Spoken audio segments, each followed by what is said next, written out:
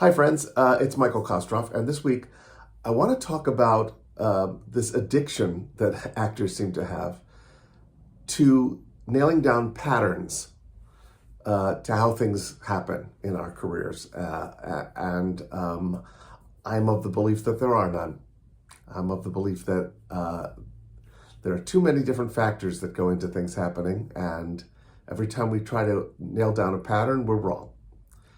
Here's what happens. Somebody will say, I did an audition, I had no time to prepare, so I just winged it and I booked the job. That's great news. I'm so happy for you. That does not mean that winging it is the answer to booking a job. It just is what happened this time. Somebody else will say, you'll hear a girl say, I went with no makeup and I booked the job. Great. That's great. I'm so glad you booked the job. It doesn't mean that that's the magic trick to booking the job. And the reason that we say these things and share these things is because we think, I've cracked the code. I used a different background and I booked the job. Okay, that's, and you'll hear people say this all the time. They're like, I decided to do it with an accent and I booked it. Or I did something completely outrageous that just seemed fun to me and I booked it. Great. It's always good news. I'm so happy to hear it. None of those things are the magic trick that you should do consistently in the hopes that it will always have the same result. It doesn't work like that. It just doesn't work like that. And I'm sorry it doesn't work like that, because wouldn't that be great if there was a pattern? If there was an actual pattern, I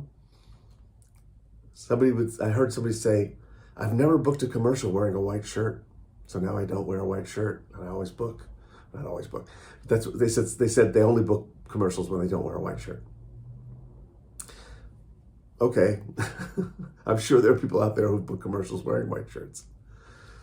There's a guy I cast in a play that to this day says, yep, I wore a beret to that audition. I'm like, yep, that's not why I cast you. I cast you because you were the right guy for the part.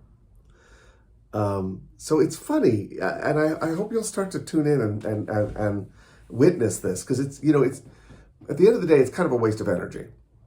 It's a waste of energy trying to figure out what makes somebody pick us for a job, because all the people doing the picking, there are many different people doing picking. They have different tastes. Each job is different. The requirements are unique. There's no way to develop a consistent way to do your auditioning, or for that matter, to do your meetings with agents or, encounters with casting directors.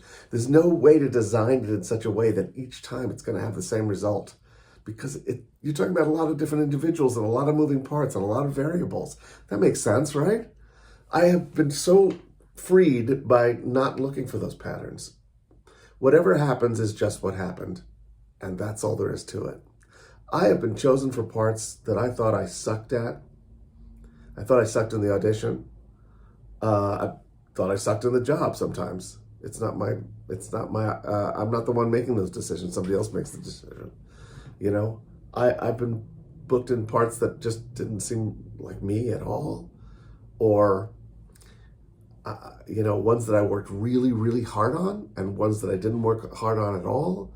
I've booked with a gray background. I've booked when I was out of town and needed to put my phone on a stack of books in a hotel room, and I have not booked in all of those circumstances. So try to wean yourself off this desperate search for a consistent pattern that doesn't exist. There's only one consistent pattern to who gets the job. It's the person who gets picked. Now, if you can figure out how to crack the code and always be the person who gets picked, you should be doing these videos instead of me. And we're all going to pay a lot of money to learn from you. But I don't think such a pattern exists. I challenge you to find a consistent action that has a consistent result in terms of your career. That's what I have for you this week, and I look forward to hearing your thoughts, and I'll see you again next week. We'll talk about some other things. All right, bye.